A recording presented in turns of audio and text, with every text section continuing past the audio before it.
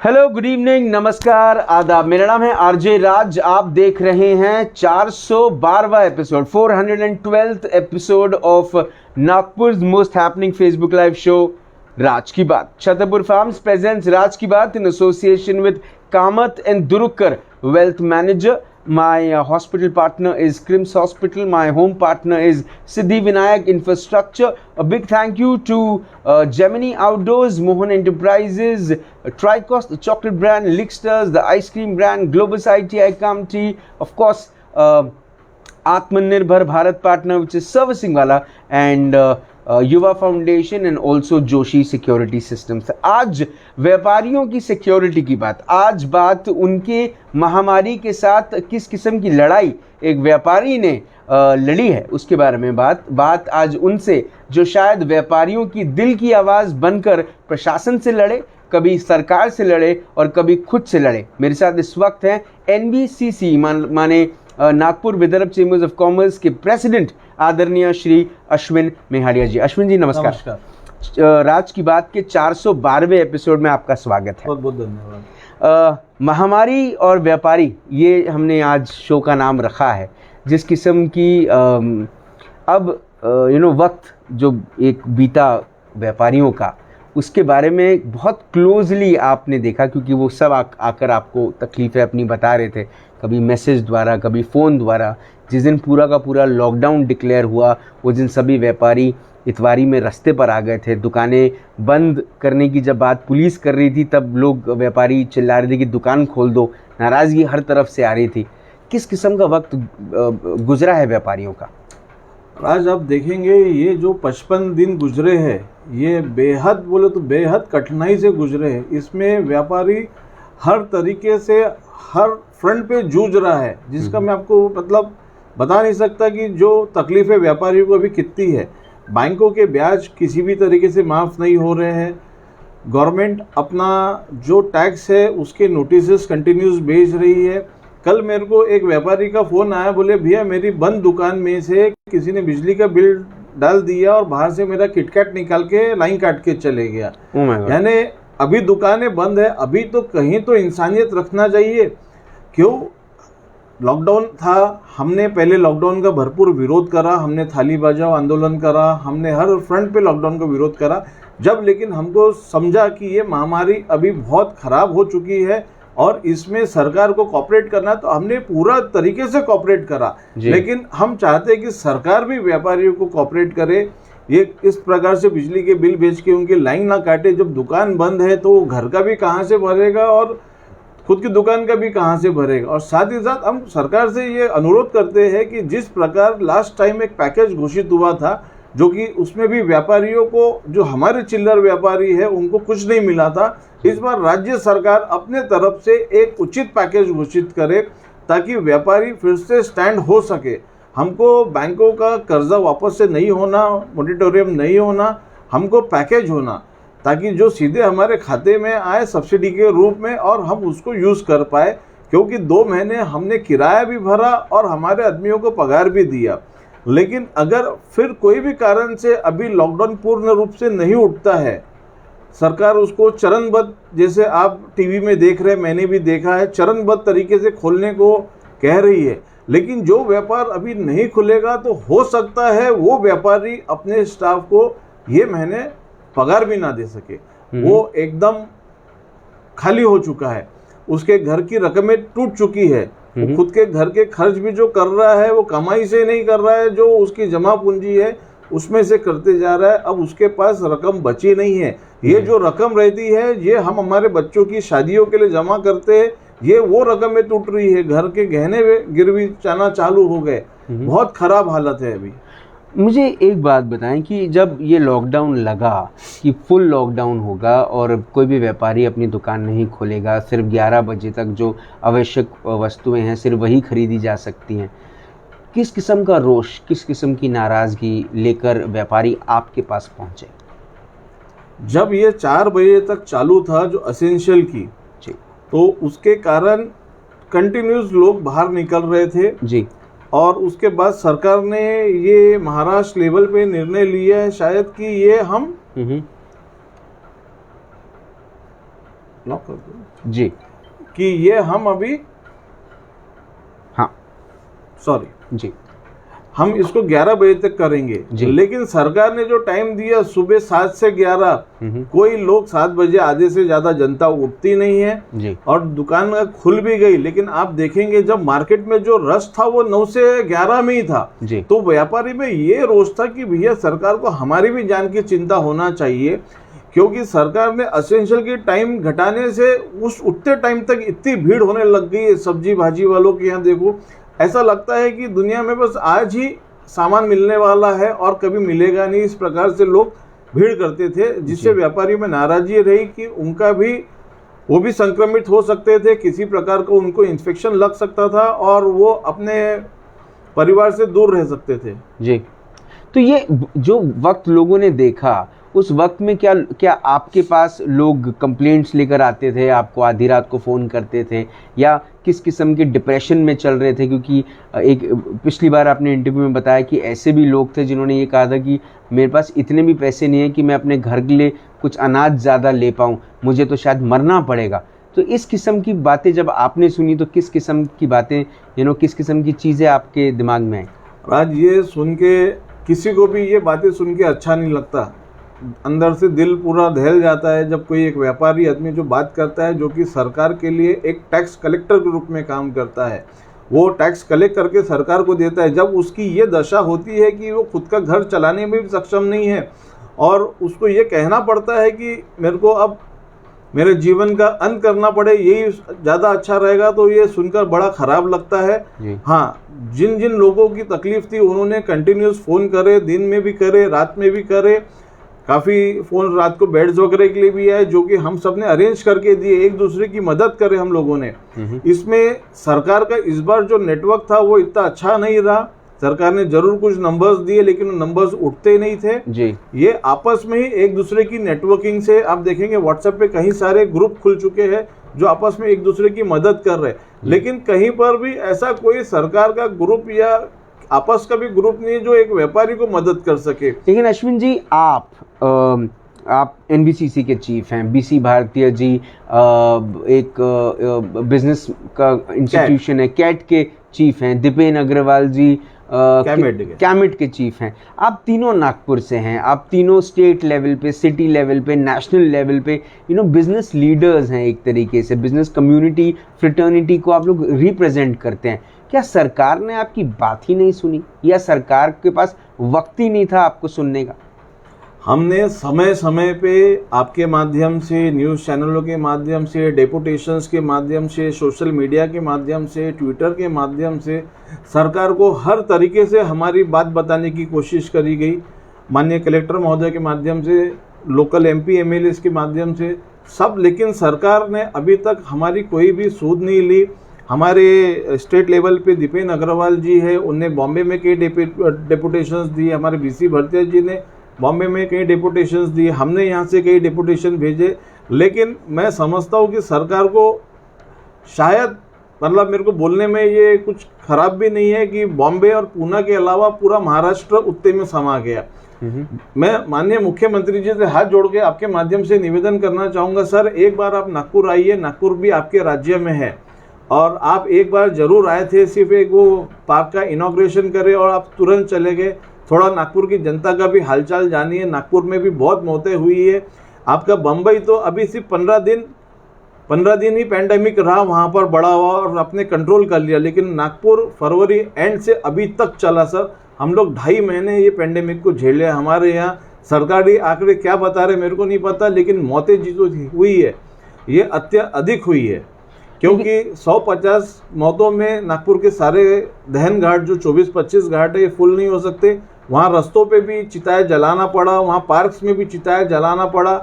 तो कम से कम आप एक बार आके नागपुर की सुध लीजिए सर। बिजनेसमैन के पास कोई भी किस्म की गारंटी नहीं है, एक किस्म की एक इंश्योरेंस नहीं है जिससे वो अपनी परिवार को इस पेंडेमिक के दौर में चला पाए या उनके लिए खाने और पीने का भी प्रबंध अच्छे तरीके से कर पाए, क्योंकि दुकानदारी बंद है। जिनका हैंड टू माउथ था उनके लिए तो सिचुएशन बहुत ज़्यादा ख़राब हुई है। हमारे गार्डियन मिनिस्टर साहब हैं, आपने कभी उनसे कांटेक्ट किया, कभी उनसे ये विषय पे बात करी कि व्यापारियों को तकलीफ़ क्या है? बिजली का बिल, वो खुद ऊर्जा मंत्री हैं, क्या वो बिजली का बिल काट सकते हैं? किस किस्म की मदद वो कर सकते हैं? कभी आपने उनसे कांटेक्ट किया? हमने उनसे कई बार टाइम मांगा, बीच में एक आधा बार मिला भी, लेकिन हम सिर्फ हमारी तरफ से बोल देते, हमको सामने से कभी रिस्पांस नहीं आया कि ठीक है मैं देख लेता हूँ, इतना भी नहीं आया।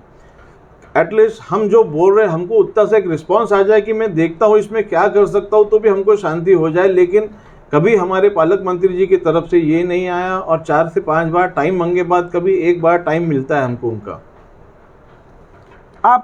मैंने आपको देखा है, आप लोगों के घरों में अनाज आप पहुंचाने का काम आप कर रहे थे, आप लोगों को बेड्स, रेमडेसिविर इंजेक्शन सब अरेंज करने का काम कर रहे थे। आए दिन आप कलेक्टर ऑफिस में लड़ते झगड़ते नज़र आए, कभी एनएमसी में आप लड़ते झगड़ते नज़र आए।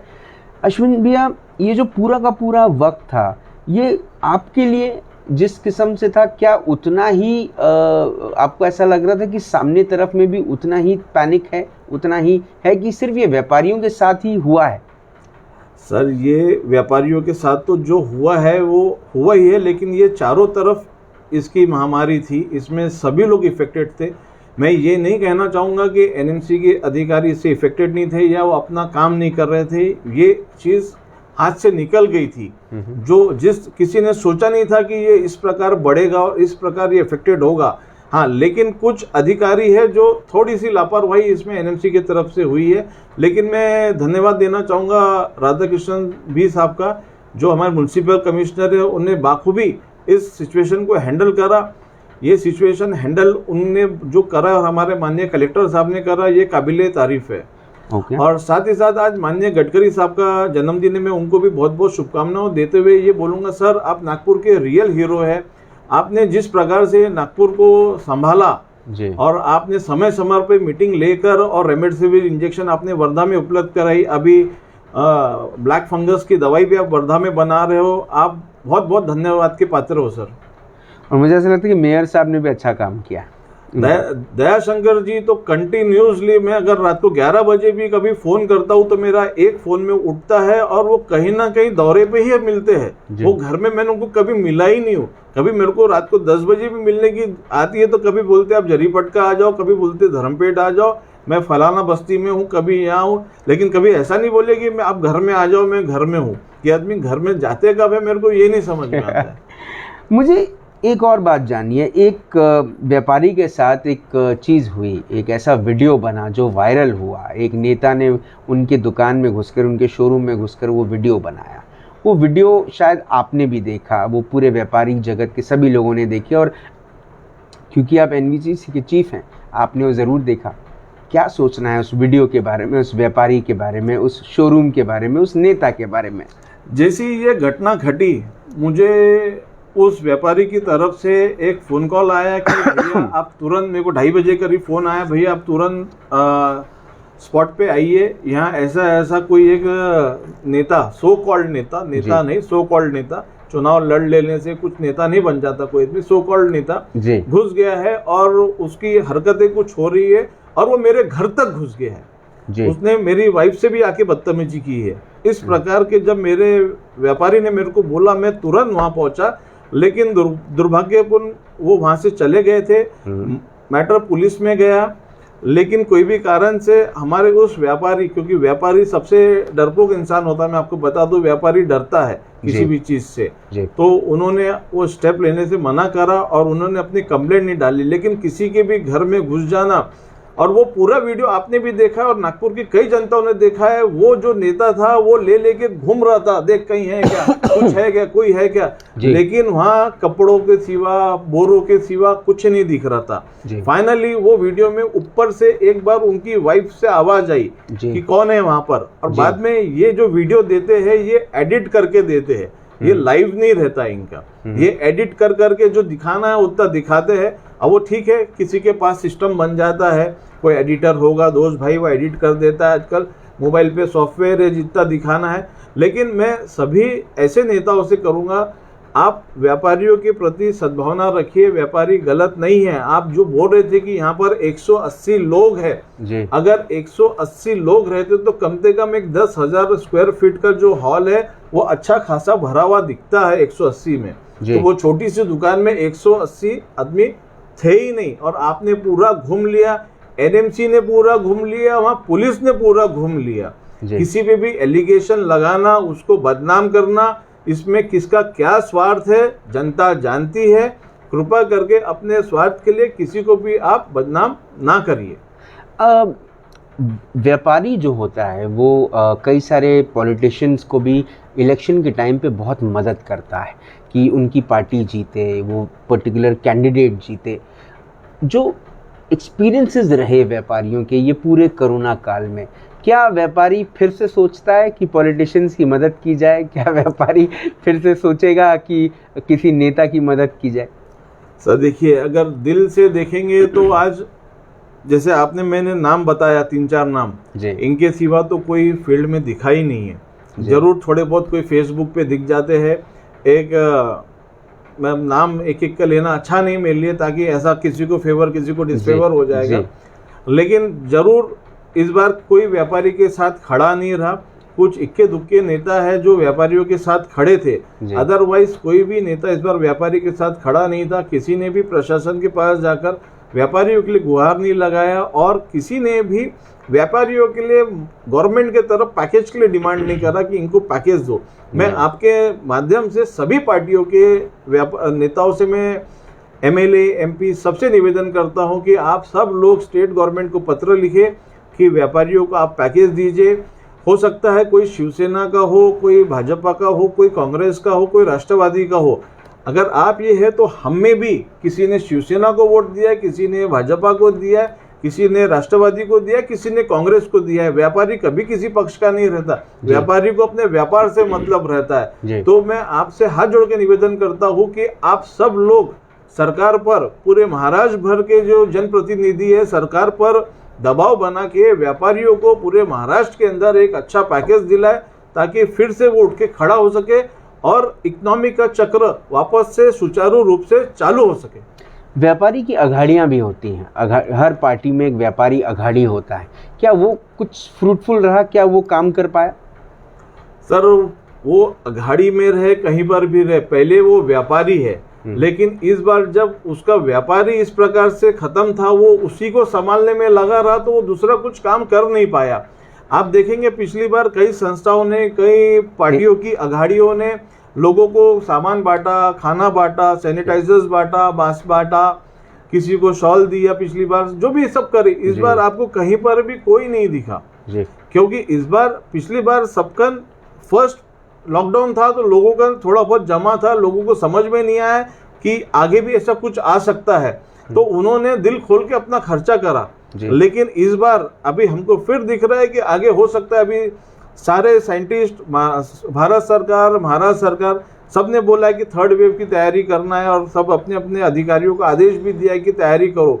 थर्ड वेव आती है और उसमें फिर लॉकडाउन होता है, तो व्यापारी करके इस बार कुछ भी नहीं करा। वो अपनी तैयारी कर रहा है कि भैया मेरे पास कुछ जमा पूंजी रह जाए, लेकिन वो पूरी की पूरी अब उसकी खत्म हो चुकी है। तो अब व्यापारी क्या करे? अब व्यापारी की जो स्थिति है उसमें एनवीसीसी के चीफ किस तरह से देखते हैं, कैसे आने वाले वक्त के साथ, क्योंकि अनलॉक की जो पूरी प्रक्रिया है वो शायद आने वाले कुछ दिनों में निकल कर आने वाली है, और धीरे धीरे अनलॉक होने वाला है नागपुर। कैसे देखते हैं इसको? हम लोग अभी गवर्नमेंट से यही गुहार लगा रहे हैं कि अब अनलॉक करने के समय अब चरणबद्ध तरीके से, जो आपका मानना सही है, लेकिन अब व्यापारियों की हालत भी देखते हुए आप सोचिए, आप उसको 5 बजे तक का, 6 बजे तक का, 7 बजे तक का, जो भी टाइम है सुबह से लेके, वो आप दीजिए और अपने उस पर दिशा निर्देश के साथ उसको खुलने लगाइए। लेकिन कृपा करके अब उसको धीरे धीरे अनलॉक मत करिए, क्योंकि नागपुर शहर में जो हुआ है, नागपुर के अलावा विदर्भ के, मैं पूरे महाराष्ट्र के नहीं बोलता, विदर्भ के 1 मार्च से लेकर सैटरडे संडे हमारा बंद रहा। फिर 13 मार्च से लेकर 21 मार्च तक नागपुर पूर्ण तरीके से बंद रहा। फिर 22 मार्च से लेके 4 अप्रैल तक हम 4 बजे तक ही काम कर सके, यानी आप समझिए हमको डिस्टर्बेंस 1 मार्च से कंटिन्यूस था जी। और 1 मार्च से अभी तक देखूंगा तो मैं 3 महीने की ऑलमोस्ट अवधि हो गई है जी। जिसमें व्यापार हुआ नहीं है। अब व्यापार नहीं होने का मतलब ये होता है कि आपका रोलिंग पूरा बिगड़ गया, आपको आगे तो पैसा देना है और सामने से पैसा आ नहीं रहा है जी। आपको सप्लायर को पैसा देना है लेकिन कस्टमर से पैसा नहीं आ रहा, तो आपकी चेन पूरी ब्रेक हो गई है इसमें। जी। अश्विन भैया, जिस किस्म की ये पीयूष मुरारकर देख रहे हैं आपको, वो भी वही सवाल पूछ रहे हैं कि गवर्नमेंट ने व्यापारी के लिए कोई सुविधाजनक कदम नहीं उठाया पूरे कोरोना में। अभी तक अगर किसी का सबसे ज़्यादा मरण हुआ है तो वो व्यापारी है। ये सुनकर एक व्यापारी विंग के प्रेसिडेंट हैं आप, आपको किस किस्म के इमोशंस चलते हैं आपके अंदर में? राज, ये आपको मैं बता नहीं सकता हूँ कि ये जो पेंडेमिक है ये हो सकता है 100 साल बाद, सब बता रहे 100 साल बाद आया है। अब ये जो गवर्नमेंट ने कुछ करना चाहिए था ये सही है, लेकिन गवर्नमेंट ने कुछ नहीं करा और व्यापारी एक दूसरे को सब मिलके संभाल रहे हैं। लेकिन इससे बुरी परिस्थिति अभी ये नहीं है, ये है कि हर व्यापारी की तरफ से अब एक बोलना जा रहा है कि अब मरने के सिवा कोई पर्याय नहीं है। ये सुनकर इतना दुख होता है, मैं आपको बता नहीं सकता हूँ कि जब हम लोग साथ में बैठते हैं और जो अलग अलग व्यापारियों के जो एसोसिएशन के प्रतिनिधि है वो आके बताते हैं कि हमारे एसोसिएशन में ये चर्चाएं चालू थी, हमारे एसोसिएशन में वो चर्चाएं चालू थी, ये व्यापारी का ये प्रॉब्लम है, उसके घर में 5 पेशेंट आ गए, उसको 25 लाख रुपए लग गए। मतलब अलग अलग प्रकार से प्रॉब्लम्स है जो सरकार ने किसी भी प्रकार से सुध नहीं लिया है। ना हमारा एक जो छोटा जो गरीब आदमी रहता है उसको सरकार के तरफ से मेडिकल फैसिलिटीज़ भी मिल जाती है, अनाज पानी भी मिल जाता है। हम जो मीडियम क्लास के व्यापारी है, ना हमको गवर्नमेंट से मेडिकल क्लास फैसिलिटी मिलती है, ना अनाज पानी या राशन कुछ हमको मिल पाता है, और ना ही बैंकिंग को लेकर कोई सुविधा मिल सके। व्यापार बंद के साथ मेरा ये कहना है बैंक को भी बंद कर दीजिए। जिस दिन व्यापार का चक्कर रोका गया उस दिन से बैंक को शटर लगाना चाहिए था ताकि हमारा ब्याज का मीटर वहाँ बंद हो। ये जो है कि बैंक चालू रहेगा, बैंक को धक्का नहीं लगना चाहिए, बैंक का नुकसान नहीं होना चाहिए, ये सरकार की एक दोहरी नीति है, सरासर गलत है। लेकिन अश्विन भैया, कई सारी दुकानें भी पीछे के दरवाजे से शुरू थी। नहीं राज भाई, जो मेरे को तो जानकारी नहीं है आप बोल रहे, लेकिन हाँ जरूर मैं कभी फेसबुक पे ये देखता था हमारे नागपुर एनएमसी के कि आज 12 दुकानों को पेनल्टी लगाए, आज 10 दुकानों को। लेकिन क्या मजबूरी थी उनकी या किस सिचुएशन में पकड़ा गया वो दुकानदार? वो चोरी तो नहीं कर रहा था, वो अपनी दुकान में था जी। हो सकता है उसको चेकबुक निकालना था, हो सकता है उसको जीएसटी रिटर्न के लिए जाना था, लेकिन सरकार के जब अधिकारी रहते हैं, अभी 2 दिन पहले मेरे को एक फोन आया, आईटी सेल का मैं काम करता हूँ एसेंशियल सर्विसेज हॉस्पिटल के लिए, तो मेरी चालू है जी। लेकिन एनडीआरएफ के जो वहाँ लोग थे बोलते चालू नहीं है। जब उनको ऑर्डर दिखाया गया तब माने। क्या ये ऑर्डर उनके पास नहीं है? उनने अपना ऑर्डर खुद ने देखना चाहिए कि नहीं देखना चाहिए? कई बार आदमी एक्सप्लेन नहीं कर पाता है और उसको पेनल्टी ठोक देता है। ठीक है, वो गरीब आदमी है, उस पेनल्टी ठोक दी, 4-5 एनडीए वो टीम आती है, पेनल्टी ठोक के दबाव बना के ठोक देती पेनल्टी। अच्छा, कई सारे नए तरीके भी लोगों ने मंथन किया तो लोगों को समझ में आया कि कुछ नए तरीके हैं व्यापार करने के। जैसे कुछ लोग सिर्फ अभी तक ट्रेडिशनल तरीका था कि कस्टमर आता था दुकान में, वो अपना माल दिखाते थे और उसको बेचते थे। स्पेशली कपड़ा व्यापारी के बारे में बात कर रहा हूँ। आजकल कपड़ा व्यापारी जो है वो थोड़ा सा डिजिटलाइज हो गया है। ये पूरे कोरोना वक्त में उसने ये सीख लिया है कि किस तरह से डिजिटली भी काम किया जा सकता है। ये जो नए तरीके हैं व्यापारी के आगे बढ़ने के, डिजिटलाइज होने के, आगे बढ़ने के, ई कॉमर्स का रास्ता अपनाने के, इसको कैसे देखते हैं आप?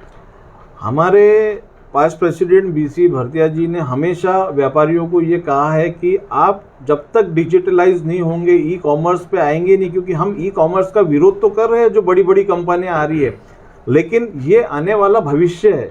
इसमें ये धारा में जब तक हम लोग भी नहीं बहेंगे, हम लोग आगे अपना व्यापार नहीं कर पाएंगे। अगर हमारे बच्चे लोग, अभी नए बच्चे जो नई जनरेशन आ गई है, वो लोग अपने आप को डिजिटल बिजनेस में लाना चाहते हैं, ई कॉमर्स में लाना चाहते हैं, तो ये व्यापारियों के लिए, जो चिल्लर और खुदरा व्यापारी है, जो कंपनियों के लिए नहीं खुद के लिए काम करते हैं, इनके लिए सुनहरा भविष्य होना चाहिए।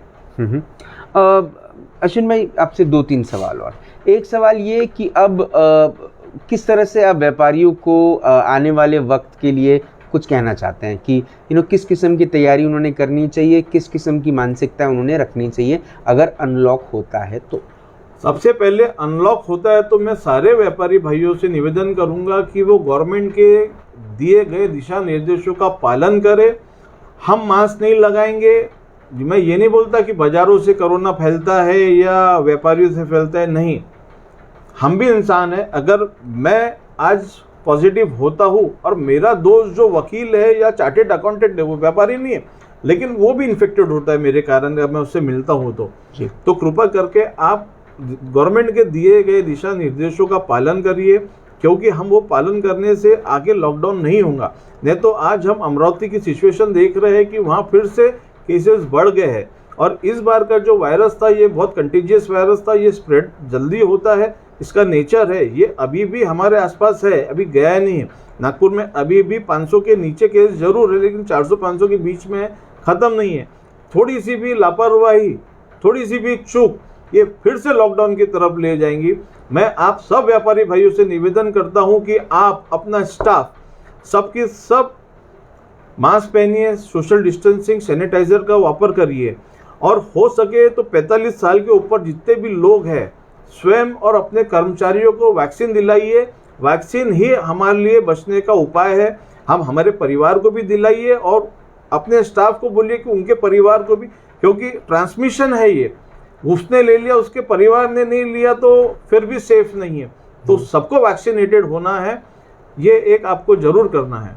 आप कह रहे थे कि व्यापारी जो है वो थोड़ा सा डरपोक होता है, आप उसके लिए उसका व्यापार ज़रूरी होता है, लेकिन क्या व्यापारी और सरकार या व्यापारी या प्रशासन के बीच का एक छोटा सा जो कोल्ड वॉर हम देख रहे हैं पिछले वक्त कई महीनों से, क्या वो वॉर अब ख़त्म होने की कगार पे है कि हम इसका एक असर देखने वाले हैं आने वाले वक्त में? नहीं राज, देखिए, कभी भी व्यापारी सरकार का कोल्ड वॉर नहीं है, ये अपनी अपनी परिस्थितियां बताने का एक दूसरे को वो मतलब हम तरीका हो सकता है, तरीका है। गवर्नमेंट बोलती लॉकडाउन जरूरी है, हम बोलते हैं हमारे व्यापारियों का क्या। जब तक हम बताएंगे नहीं, यानी ये तो कहावत है ना कि जब तक बच्चा आवाज नहीं करेगा उसकी मम्मी उसको खाना भी नहीं खिलाएगी जी। तो जब तक ये बताना जरूरी है कि भैया हमको भी तकलीफ है, आप इसके लिए कुछ करिए। ये कोल्ड वॉर नहीं है, ये सिस्टम के दोनों पहिए हैं और दोनों हमेशा साथ में चलेंगे, एक दूसरे की मदद। और व्यापारी कभी भी सरकार के अगेंस्ट जाके कोई काम नहीं करेगा, ये मैं सबको बताना चाहता हूँ। सरकार, पुलिस, ये सबके साथ व्यापारी काम करेगा और इस सिचुएशन में तो 100% करेगा, लेकिन साथ ही साथ सरकार को भी व्यापारियों का ध्यान रखना है। वही दृष्टि जो व्यापारी सरकार के प्रति रखता है, वही सरकार को भी उनके प्रति रखना पड़ेगा। एक पिता तुल्य होकर, क्योंकि सरकार जो हमारी माँ बाप होती है तो हम उनके बच्चे हैं, तो हमारा उन्हें पूरा ध्यान रखने को होना। और मैं फिर से मुख्यमंत्री जी से एक बार गुजारिश करूंगा कि सर एक बार आप नागपुर आके नागपुर की जनता से मिलिए, उनका दुख दर्द जानिए। एक आखिरी सवाल आपसे, एनवीसीसी से व्यापारियों ने अब, क्योंकि अनलॉक की सुविधा होने वाली है बहुत जल्द, किस किस्म की अपेक्षाएं रखनी चाहिए? एनवीसीसी से व्यापारी, मैं आपको बताता हूं कि जो अभी होने वाला है, अगर सरकार चरणबद्ध तरीके से खोलती है, अगर 4 आइटम खोलेगी तो बाकी व्यापारी फिर एनवीसीसी पे प्रेशर लगाएंगे कि आप इसको खोलिए, और एनवीसीसी उनके लिए तत्परता से सरकार के पास जाके बात करती है और खुलाती है। लेकिन मैं आपके माध्यम से सरकार से फिर से निवेदन करना चाहूँगा कि सर आप जो भी टाइम देना चाहे, 5 बजे का, 6 बजे का, आप पूरा मार्केट ओपन करिए, पार्शली मत करिए। और मैं नागपुर की जनता से भी निवेदन करना चाहूँगा कि आप एक साथ बाजारों में ना आए। अगर एक सामान लेना है तो 4 आदमी ना आए, कृपा करके। बाजार घूमने की जगह नहीं है, दुकानें घूमने की जगह नहीं है। अगर सामान एक आदमी लेके जा सकता है तो कृपा करके एक ही आए। जब तक जरूरी नहीं तब तक आप बाहर मत निकलिए। बाजारों में मेरे व्यापारियों के पास भरपूर सामान है, वो आपको सर्विस पूरी देंगे, लेकिन कृपा करके अनवांटेडली बाजारों में ना आए, क्योंकि कोरोना बढ़ता है। ये सब चीज़ों से आप आते हो अनवांटेडली और व्यापारियों को दोष दिया जाता है कि व्यापारी के कारण बढ़ता है। लेकिन जो तफरी करने आते हैं, एक सामान, एक बिस्किट का पैकेट लेना और 4 लोग आते, कृपा करके इस प्रकार से कोई भी बाहर ना आए। अश्विन जी, आपने अपना वक्त दिया, आपने एनबीसीसी के प्रेसिडेंट हैं आपने आज व्यापारियों का दुख, व्यापारियों का दर्द, ये महामारी में जितना हुआ है उसके बारे में हमको खुलकर बताया, उसके लिए बहुत बहुत धन्यवाद। ईश्वर से यही प्रार्थना कि आपकी छत्र छाया में एनबीसीसी के बैनर के अंदर में जितने एसोसिएशंस काम करते हैं वो और जितने व्यापारी जुड़े हुए हैं वो उनका एक अच्छा वक्त आए और वो अच्छा काम करें और उनको फिर से महामारी की जो तकलीफ़ें हैं उससे जूझना न पड़े। आपने अपना वक्त दिया, आपने हमसे बात करी, उसके लिए बहुत बहुत धन्यवाद। Thank you. आज अश्विन मेहाड़िया जी से राज की बात में बात करने का जो मुझे ऐसा लगता है जो पूरा का पूरा क्रस्ट है वो शायद यही है कि अब सरकारों ने जाग जाना चाहिए, अब व्यापारियों ने भी जाग जाना चाहिए। एक बात जो व्यापारियों के लिए मैं कहूँगा वो ये कहूँगा कि, और वो यही है राज की बात, कि कृपया आप अपनी सेविंग्स पे ध्यान दीजिएगा। इस बार जो भी आप व्यापार करें उसमें आप पैसे इतने सेव करें कि अगर गलती से कल को फिर से लॉकडाउन हो जाए, जो हम नहीं चाहते, लेकिन अगर हो जाए तो आपके पास किसी भी चीज़ों की, कोई भी चीज़ की कमी ना हो। Point number 1। पॉइंट नंबर 2, सरकारों के लिए प्लीज़ सर, मुझे मालूम है कि एक राजनीति करने वाले के लिए, एक पॉलिटिशियन के लिए बड़ा डिफ़िकल्ट होता है, क्योंकि हिंदुस्तान की डेमोक्रेसी का सबसे बड़ा दुर्भाग्य अगर मैं बोलूँगा तो वो यही है कि गाली हमेशा नेता को पड़ती है, लेकिन आईएएस और आईपीएस ऑफिसर्स का सिर्फ तबादला होता है। जब उनका काम अच्छा नहीं होता तब उनका सिर्फ तबादला होता है, लेकिन अगर नेता अगर किसी चीज़ के लिए जिम्मेदार ठहराया जाए तो उसको उसके पद से हटना पड़ता है। तो ये दुर्भाग्य है डेमोक्रेसी का, इसको हम बदल नहीं सकते, लेकिन इतना ज़रूर कर सकते हैं कि जिनके चेहरे आपको इस बार नहीं दिखे, जो चेहरे जिन्होंने वादा किया था कि आपको वो मदद करेंगे उस वक्त जब आपको सबसे ज़्यादा ज़रूरत पड़े, मैं नेताओं की बात कर रहा हूँ, और वो आपको नहीं दिखे, उनके चेहरे अब शायद आपको भूल ही जाना चाहिए। इलेक्शन का वक्त आने वाला है, अगले साल एनएमसी के इलेक्शंस हैं, उसके बाद विधानसभा, उसके बाद लोकसभा के इलेक्शंस हैं। आपके पास पूरा पर्याप्त वक्त है ये डिसीजन लेने का कि आपको किसका साथ देना है और किसका नहीं। कल शाम को 5 बजे होगी मुलाकात इन राज की बात। तब तक आप अपना ध्यान रखें, सुरक्षित रहें, स्वच्छ रहें, स्वस्थ रहें, मस्त रहें, खुश रहें, परिवार के साथ व्यस्त रहें, और सरकार के साथ आप बस यही कह सकते हैं कि रंजिशें सही, खत्म न कीजिए रिश्ता, दिल मिले ना मिले हाथ मिलाते रहिएगा और जिंदा रहिएगा। जय हिंद।